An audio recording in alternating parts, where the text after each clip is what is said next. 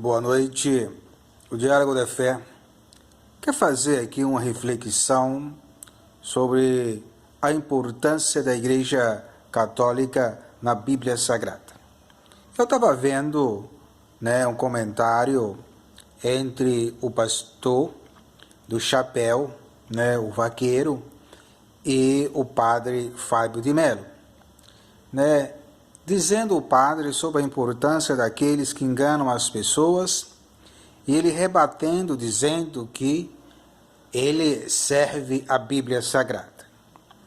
Primeiro, eu tenho que desconcordar fielmente, porque ele não é e nunca foi um conhecedor da Palavra de Deus, até porque a gente observando ele falando, ele fala sem nenhum conhecimento da causa bíblica e histórica.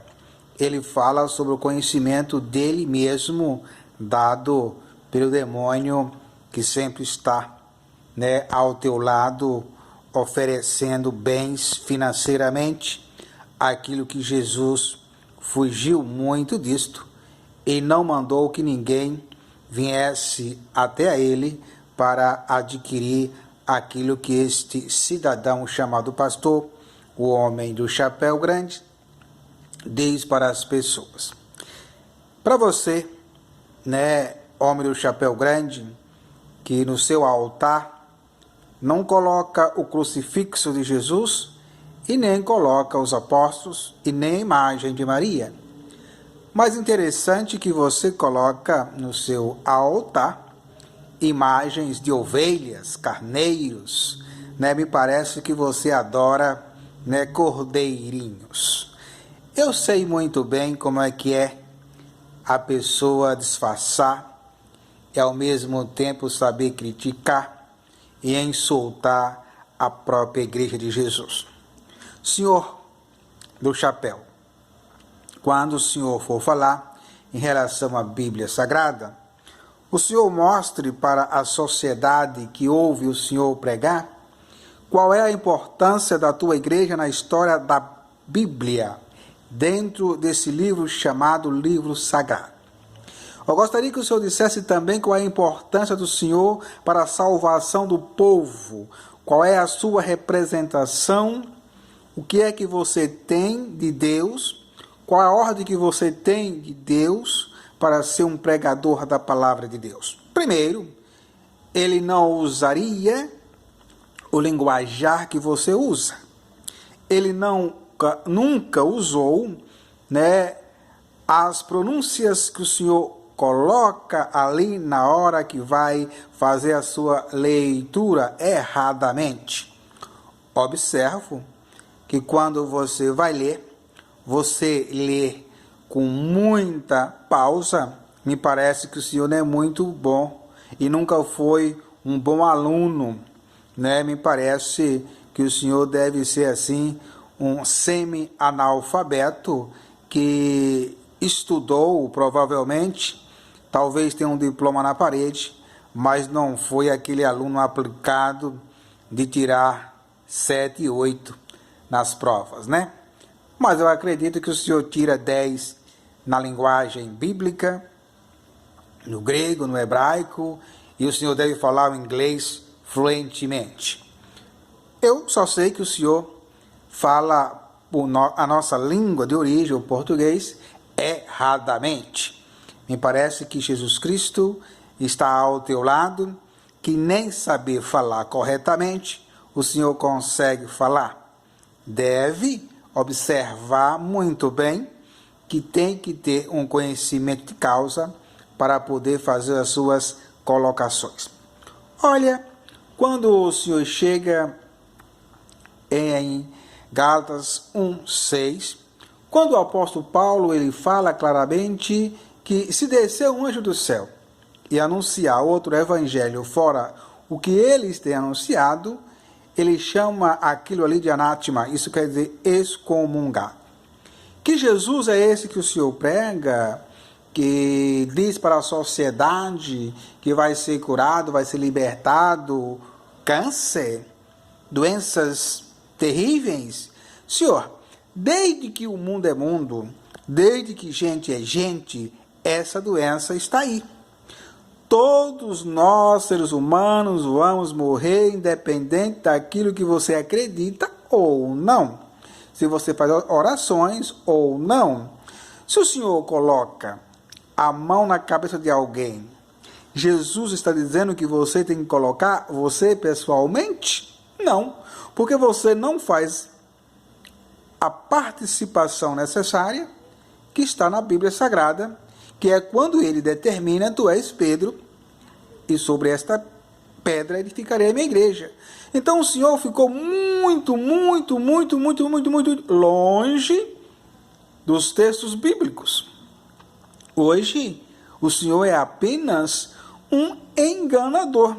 Respeito a tua opinião, que nós vivemos num país laico e democrático, mas, biblicamente, você é um fracasso. Você é realmente um desqualificado como conhecedor da palavra de Deus. Haja visto que Jesus Cristo não está aqui para brincar com ninguém, porque nós sabemos que o Senhor vem de outra igreja. Provavelmente, por discussões financeiramente, o Senhor deve ter saído e fundou a tua própria, né, verdade? E se o Senhor observar, a Igreja Católica Apostólica Romana está aí até os dias de hoje. E o Senhor deve ter discernimento e conhecimento, pelo menos o mínimo do mínimo, de entender que essa Igreja Católica não é do Padre Fábio de Mello, não é do Papa, não é do Bispo, é de toda a história do cristianismo, narrada biblicamente. Então, convido o Senhor que estude mais um pouco de história, se aprofunde não nos erros dos padres, não nos erros dos bispos, que são pessoas humanas, mas sim naquilo que a igreja recebeu de Jesus Cristo. Mas quando eu falo igreja católica. Olha muito bem e procure nos textos bíblicos que o Senhor vai encontrar a verdade absoluta. Não fique aí trocando palavras, latindo à toa, sem saber o que está dizendo, e dizendo para essa população incrédula que estão ali e não vão encontrar a salvação na tua igreja, porque é tua igreja, porque carneiro, cabrito, cordeiro, nenhum que ali está vai salvar ninguém. E quando o Senhor for falar, tire esse óculos preto, tá? Olhe no olho, não se esconda, fale com convicções. Primeiro, aprenda, lê corretamente, com convicção, tenha certeza do que está dizendo. Se não souber, procure alguém para te ensinar, porque o padre, ele pode ter as tuas falhas, mas para ele estar ali, com aquela batina, no altar, pregando a palavra de Deus, fez uma faculdade, ou umas das faculdades, que faz o homem ser inteligente e sábio, pelo menos aqui na terra. Talvez a tua deve ter sido por internet, ou por videoconferência, ou talvez por telepatia, não é verdade? Todos precisam entender o que é ser cristão. Vivendo, sendo enganados ou enganadas por esses maus pregadores, realmente é uma tristeza. Mas vocês podem observar que eles sabem acusar e condená-lo à igreja de Jesus. Está na Bíblia, é real. Lamento, o Senhor não tem essa inteligência dada pelo Espírito Santo para entender e colocar em prática a fé e o cristianismo nosso, que vem de Jesus e vem dos apóstolos. Faça a tua crítica, as tuas observações, os seus comparsas, os seus alienados, os seus capanguinhas, mas leiam com convicção. E observem e me diga, os críticos, quem foi dos apóstolos de Jesus Cristo que fez parte, que pregou, que batizou na tua igreja. Em relação ao batismo, quando em Mateus 28, versículo seguinte, o próprio Jesus diz: toda a autoridade me foi dada, assim eu vos dou, ide anunciai o Evangelho e batizai em nome do Pai, do Filho e do Espírito Santo. E lembrando, Senhor, que quando Paulo indaga e pergunta em Atos em que batismo foram batizados, não souberam responder, disseram de João, ele imediatamente chamou a atenção. Não, João só dava o sinal de penitência. E eu gostaria que o Senhor me dissesse quantos foram as pessoas que Jesus batizou nas águas.